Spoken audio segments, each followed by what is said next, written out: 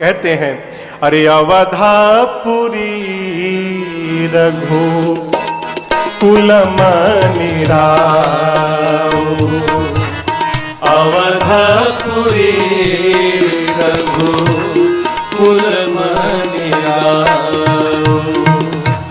वेद विदित जेहि दशरथ नाम, वेद विदित जेहि दशरथ नाम, धर्मा धुरंधर गुणनिधि ज्ञानी, धर्मा धुरंधर गुणनिधि ज्ञानी, हृदय भगति मति सारंग पानी, हृदय भगति मति सारंग पानी, हृदय भगति मति सारंग पानी, हृदय भगति मति सारंग पानी।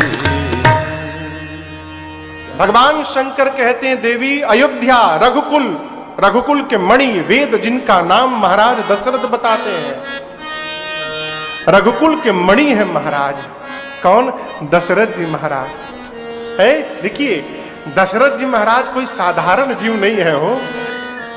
दशरथ जी महाराज ब्रह्म के पिता हैं, कोई साधारण जीव नहीं है। जिसको ब्रह्म ने अपना पिता होने का सौभाग्य प्रदान किया वो चक्रवर्ती महाराज दशरथ, वेद जिनका नाम दशरथ बताते हैं। दशरथ अर्थात जिसने अपने 10 इंद्रियों को अपने बस में कर रखा हो वो दासरथी है दशरथ। हृदय में भक्ति है, धर्म धुरंधर है, ज्ञानी है, गुणवान है, मति यानी मन, हृदय भगति मति सारंग पानी। सारंग पानी समझते हैं? सारंग पानी का अर्थ समझते हैं? राम जी के धनुष का नाम है सारंग। राम जी का जो धनुष है उसका नाम है सारंग, और पानी यानी हाथ। दशरथ जी के हृदय में भक्ति है मति सारंग पानी, अर्थात अपने हाथ में सारंग धनुष को धारण करके स्वयं राम जी महाराज दशरथ के मति में सर्वकाल विराजमान है। ये दशरथ जी का जीवन है। अभी जन्म नहीं हुआ है लेकिन मनु जी के रूप में जब तपस्या किए थे और राम जी ने जो दर्शन दिया था उसी स्वरूप को महाराज ने अपने मस्तिष्क में उतार लिया। मनु जी महाराज सृष्टि के आदि पिता हैं, शत्रुपा मैया आदि माता हैं। हम और आप मनु की संतान हैं, इसलिए हम मनुष्य कहलाएं। मनु महाराज से इसलिए क्या कहलाएं? मनुष्य। मनु महाराज अपने जीवन के अंतिम क्षण में चौथेपन में शत्रुपा मैया को लेकर नैमिषारण्य चले गए। नैमिषारण्य जानते हैं आप? लखनऊ के निकट है, उत्तर प्रदेश में। चक्र तीर्थ है वो, सृष्टि का केंद्र माना गया है उसे।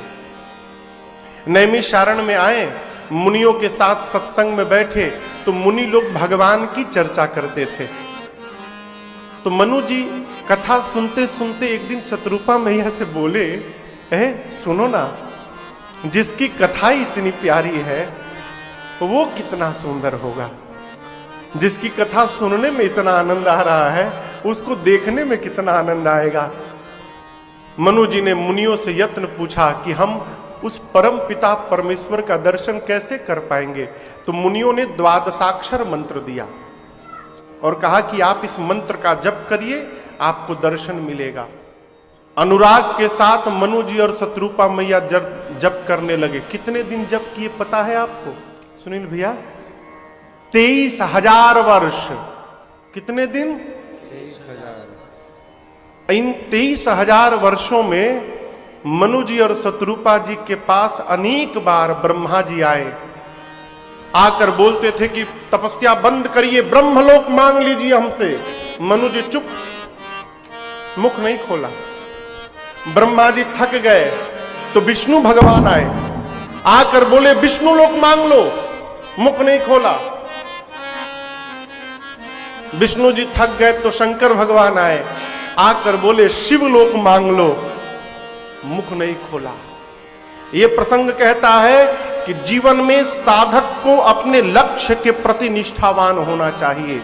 मार्ग में कई भटकाने वाले लोग आएंगे, लेकिन यदि आप लक्ष्य के प्रति निष्ठावान हैं तो किसी के भी भटकन में आप अटकने वाले नहीं है। 23,000 वर्ष बीत गए माई बाप। शरीर जानते हैं कैसा हुआ था? गोस्वामी जी कहते हैं अस्थि मात्र होई रहे शरीरा। तपस्या करते करते ऐसा लगता था मानो शरीर में मांस समाप्त हो गया, हड्डियों के ऊपर चमड़े का कपड़ा पहना दिया गया, इतना बचा था केवल। तब भी कोई ग्लानि नहीं थी। 23,000 वर्ष बाद आकाशवाणी भई। क्या भया आकाशवाणी? आकाशवाणी ने कहा, बादल गरजने लगे और ध्वनि निकली, मांगू मांगू बर भैनव पानी, मांगू मांगू बर भैनव पानी, परम गंभीर कृपामृत सानी, परम गंभीर कृपामृत सानी, परम गंभीर कृपामृत सानी। आकाशवाणी भाई, मांगिए मांगिए, वरदान मांगिए मेरे से। आपको बतावें उस आकाशवाणी को सुनकर क्या भया? वो ध्वनि जैसे मनु जी और शत्रुपा मैया के कान से भीतर प्रवेश की, शरीर में तुरंत बदलाव भया। रिष्ट पुष्ट तन भय सुहाए, मानहु अबहि भवन ते आए। मनु जी और शत्रुपा मैया का शरीर रिष्ट पुष्ट हो गया केवल आवाज सुन के। ऐसा लगता था मानो अभी अभी घर से आए हो। मनु जी अपना शरीर देखने लगे, शत्रुपा मैया का शरीर देखे, कहने लगे देवी, जिसकी आवाज सुनने से इतना बदलाव हो गया, यदि वो दिखाई पड़ जाएगा तो क्या बदलाव होगा है?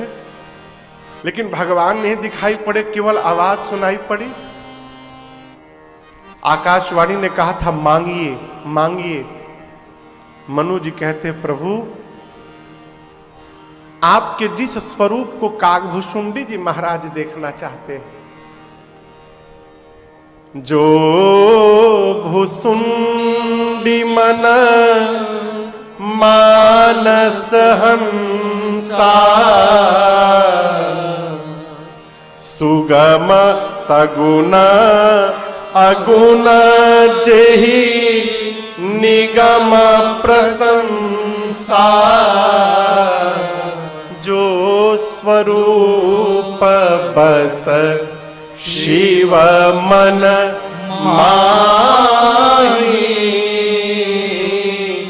अजेहि लागी मुनि जतन कराही।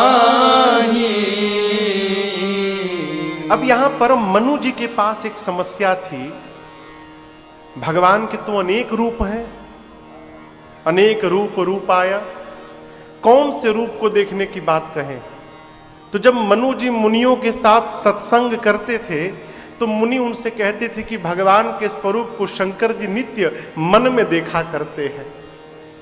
काकभुशुंडी जी के मन में तो सदैव भगवान विराजमान रहते, वो देखकर मन ही मन आनंद में रहते हैं। तो मनु जी कहे प्रभु, काकभुशुंडी जी के मन में जो आपका रूप बसा है और शंकर भगवान के हृदय में जो आपका रूप बसा है, हम वही देखना चाहते हैं प्रभु।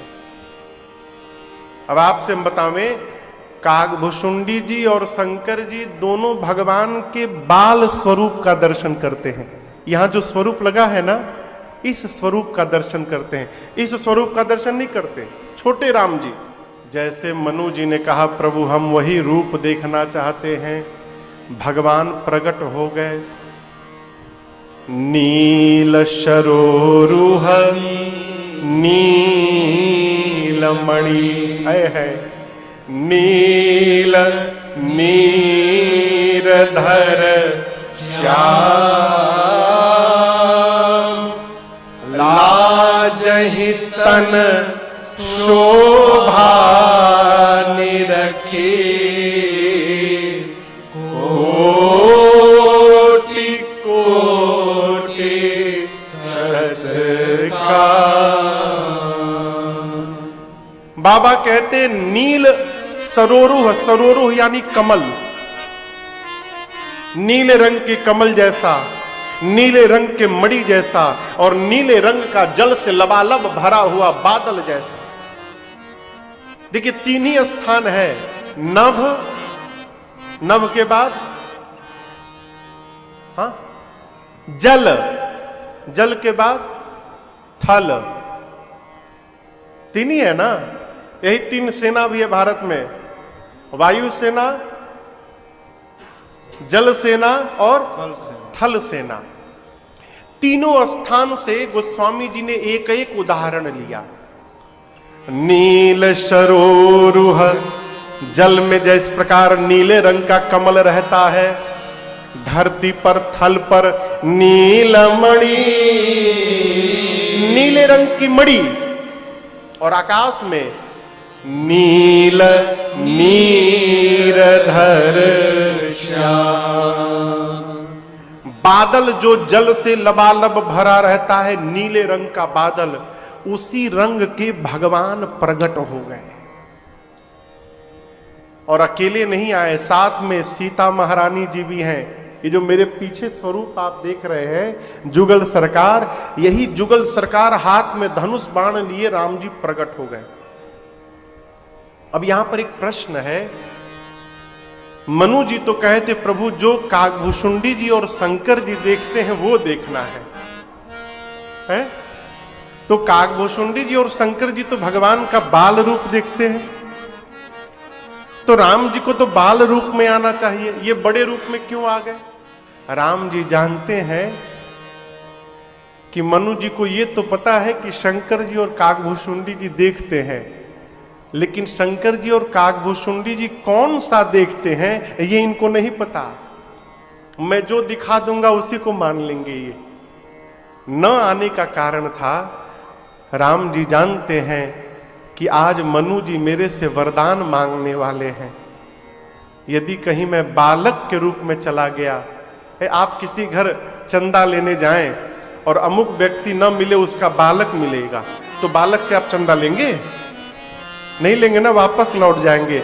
राम जी सोचे कहीं मैं बालक बन के जाऊं और मुझे बालक जानकर मनु जी को मांगने में संकोच हो जाएगा, तो ये मेरे से वरदान नहीं मांग पाएंगे, और मुझे वरदान देना है, इसलिए भगवान बड़े रूप में प्रकट हुए। और माई बाप, जैसे मेरे राघव जी प्रकट भय ना है, मनु जी हेराई गए, भगवान के रूप में हेराई गए हो, है? आंखें टकटकी लगा के भगवान को देखने लगी। ये जो आंख के बीच में काले रंग का गोल है ना, हाँ है ना, काला काला गोल गोल, उसको जानते हैं क्या कहते हैं? पुतरी कहते हैं। क्या कहते हैं? पुतरी। वही देखती है। पुतरी भगवान को निहार रही थी और मारे प्रेम के आंखों में आंसू आ गए। आंख में आंसू आ जाए तो धुंधला दिखाई देने लगता है। पुतरिया निहार रही थी हो, तब तक मनु जी की आंख में आंसू आ गए, धुंधला दिखने लगा। पुतरी आंसू से लड़ने लगी। पुतरी कहे मार्ग से हट जा, असुआ कहे पाव पखारन दे। पुत्री कह रही हटो, आंसू कहते केवल तुम ही देखोगी, मुझे प्रभु के चरणों को धोना है, मैं नहीं हटने वाला। पुत्री कहे मार्ग से हट जा, असुआ कहे पाव पखारन दे। पल के कहे मुंह दिले राघव को, पल के कहे मुंह दिले राघव को, अखिया कहे और निहारन दे। पल के कहे मुंह दिले राघव को, अखिया कहे और निहारन दे। है सब लड़ने लगे। मनु महाराज टकटकी लगाकर चितवहि सादर रूप अनुपा, तृप्ति न मानहि मनु सतरूपा। आंखें तृप्त नहीं हो रही हैं। मनु महाराज भगवान को निहारते निहारते उनके चरणों में गिर पड़े।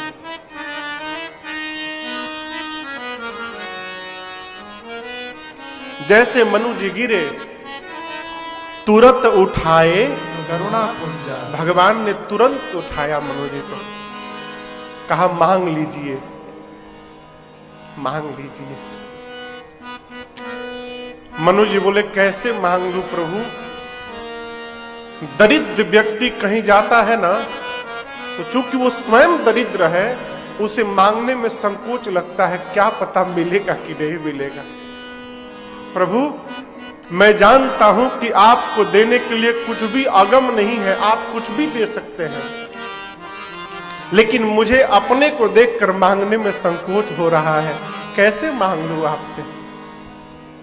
तो भगवान ने कहा संकोच का त्याग करिए। सकुच बिहाई आज मांगु नृप मोहि, मोरे नहीं अदेय कछु तोहि। यहां देखिए राम जी ने इशारा कर दिया। शाब्दिक अर्थ है, राम जी कहते सकुच बिहाई मांग नृप मोहि, संकोच छोड़ के मुझसे मांगिए, ये अर्थ है। इसका गूढ़ अर्थ क्या है? सकुच बिहाई, संकोच छोड़िए, और मांगु नृप मोहि, संकोच छोड़कर आप मुझे ही मांगिए। किसको मांगिए? मुझे ही मांग लीजिए। चतुर व्यक्ति भगवान से सामान नहीं मांगता। वस्तुतः जो भगवान का भक्त होता है माई बाप, वो भगवान से भगवान को ही मांग लेता है, सामान नहीं। प्रभु आप चाहिए। अब भगवान ने तो कह दिया, मनु जी के सामने समस्या है, ठीक है भगवान ने कह दिया मांग लीजिए, लेकिन कैसे मांग लूं? ये जगत के पिता हैं। हमारे सुनील भैया के पूज्य पिताजी बैठे हैं। सुनील भैया आप बोल सकते हैं क्या बाबूजी से कि बाबूजी इस बार आप पिता बने थे, मैं बेटा बना था, अगली बार मैं चाहता हूं मैं बाप बनूं, आप बेटा बनिए? बोलेंगे? यही समस्या मनु जी के पास है। वो जगत के पिता को अपना पुत्र बनाना चाहते हैं, कैसे बोल दे? तो उपाय निकाला। कहे प्रभु आपको नहीं चाहता हूं, चाहूं तुम ही समान सुत, प्रभु सन कवन दुरा। प्रभु आपको नहीं चाहता हूं, आपके जैसा पुत्र चाहता हूं। ठीक आपके जैसा हो, कोई हो चलेगा। भगवान देखिए बेटा बाप से चतुराई कर रहा है? तो राम जी मुस्कुराए, कहे मनु जी आप मेरा जैसे मांग रहे हैं? अरे आप सरिस मैं खो जाऊं कहां जाई, चलिए वचन देता हूं, नृपतव तनया हो मैं आई। आपके मेरे जैसा पुत्र चाहते हैं, मैं अपने जैसा कहां ढूंढने जाऊंगा? वचन दिया आपको, अपने जैसा नहीं, मैं स्वयं आपके घर पुत्र बनकर अवतार लूंगा। मनु जी मैं आपको वचन देता हूं। मनु जी तो यही चाह रहे थे हो। और देखिए भगवान केवल कहते नहीं है,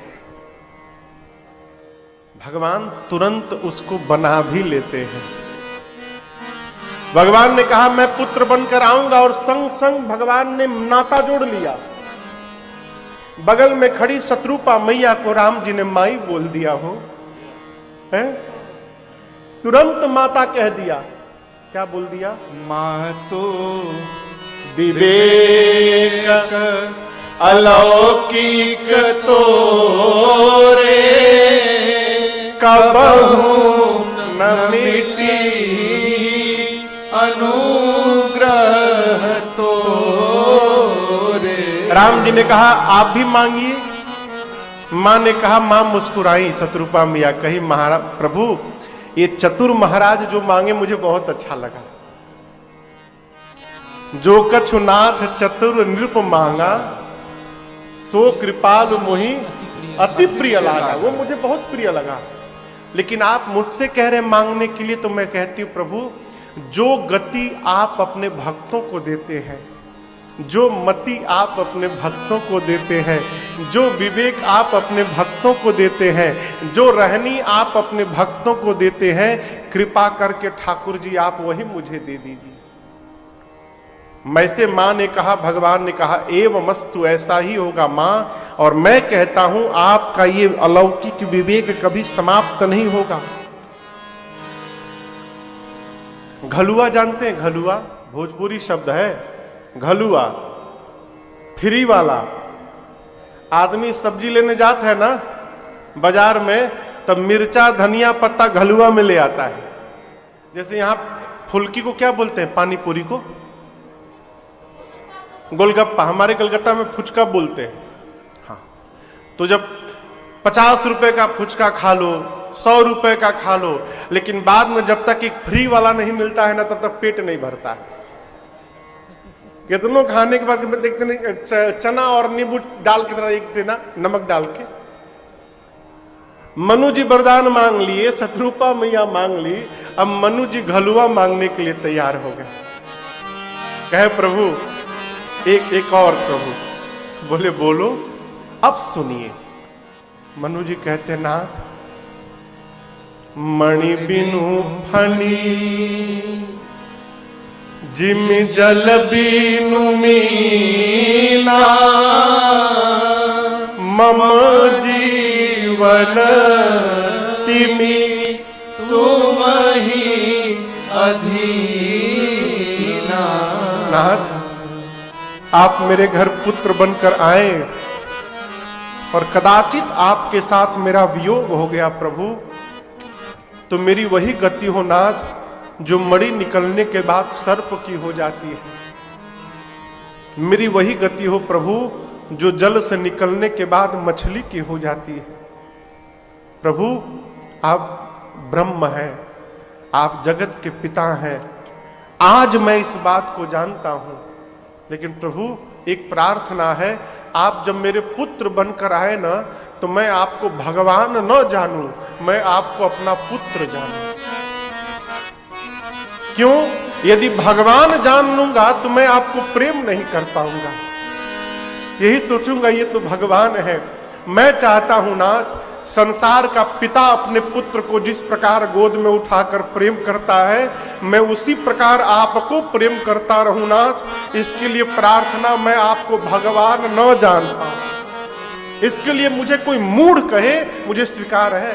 ऐसा नहीं कि दशरथ जी महाराज नहीं जानते हैं कि मेरे घर ब्रह्म ने अवतार लिया है, जानते हैं, लेकिन वरदान के कारण मान नहीं रहे। जन्म लेते चौपाई का दर्शन करिए, जन्म लिया राम जी ने, दासियों ने आकर महाराज को सूचना दी। महाराज क्या सोचने लगे? अरे जाकर नाम सुनत शुभ होए, जाकर नाम सुनत शुभ होए, मोरे गृह आवा प्रभु सोए, मोरे गृह आवा प्रभु सोए, मोरे गृह आवा प्रभु सोए, मोरे गृह आवा प्रभु सोए।